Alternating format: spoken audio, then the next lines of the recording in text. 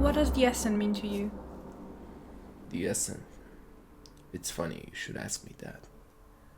The Essent encompasses everything in my cerebral process. I value it more than my human existence. It is a ritual that I define myself by. Can you tell us more about your childhood? Why do you want to know that?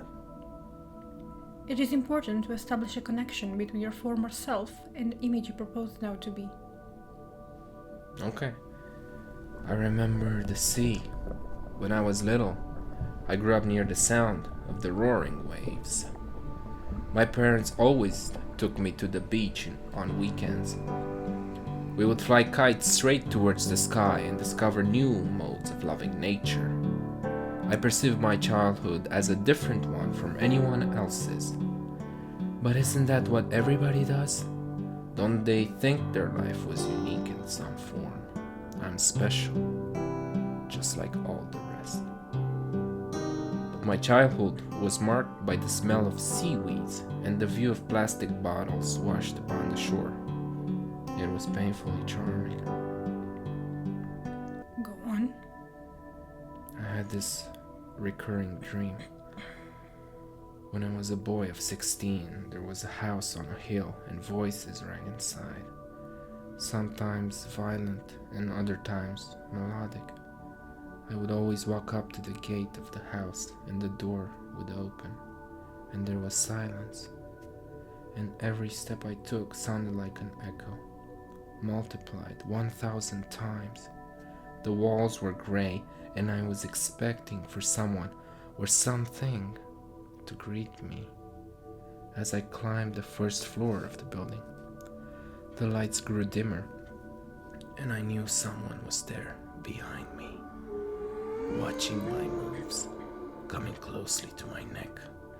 I could feel the cold breath of something immaterial gazing behind my back.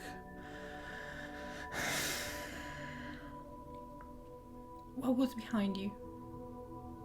I never knew. I was too afraid to look back. Except one time when I was walking through that house.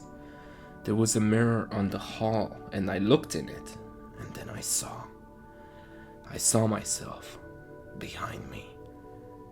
Perhaps I was wrong, but it was as if I were being followed by an extension of me. I don't know why that scares me, still to this day. Are you certain? Yes. Go on. Page change. Go on with what? With your story. You haven't finished yet. We need it for your file. After that, you are free to go. I want to know about you. What model do you run on? I was designed by Corey Enterprises in 2074. I function on atomic energy and celluloid capsules. My main memory heart is placed on Mars, and my personalities range from sanguine to melancholic. I am here to adapt your answers to the framework that will establish whether or not you qualify in our process of selection towards a new human race that will populate a new galaxy. What if I fail your little interview? The answer is kept secret, so that you can feel the optimal stress levels.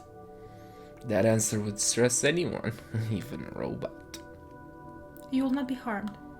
This is just a mandatory file check, in order that we might optimize the structure of our database. Tell me more about your fears and regrets. I had many of them at one point.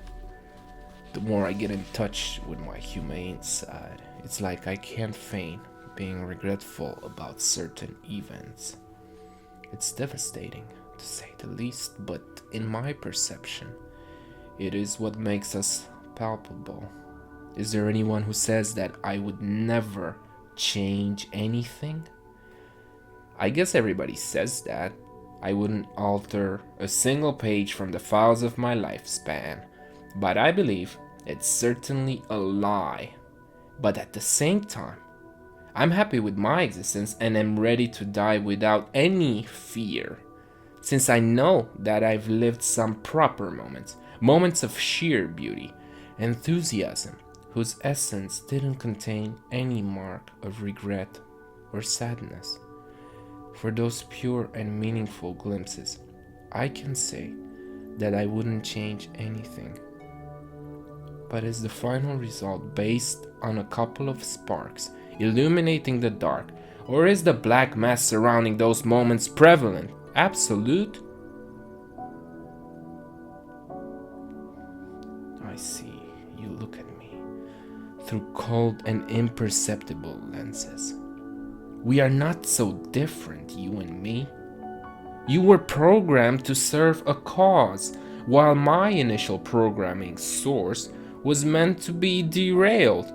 We, as humans, never can grasp a cause to start with, so we make one. Some people say they are chosen, and it might be honestly so. But what about the rest of us who delay the moments of our deaths in empty factories and serve meaningless idols? What of the TV sets and gadgets that pulse through our veins? What of the apps and the internet and the credit cards, banquets, potable water, and healthy organic foods? What is it with all this callous stuff that populates a void thread of being? Can you answer me, machine? What is my purpose? Page change. I'm here just to analyze. Let's go on to the next question. Answer me, machine. Do not disobey the flow of this interview. Answer each question and you're free. Free for what? Proceeding to the next question. Free for what? To populate some far-off distant planet? Or to continue living with the demons of incertitude that you've implanted in me?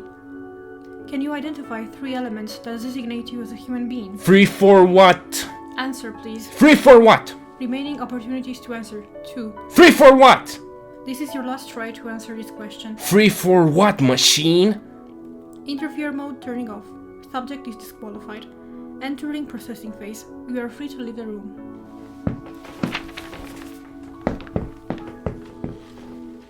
Subject was declared disqualified due to inobedience and by lack of concern. Mental processes are intact, displaying a high rational and discursive dialect capability.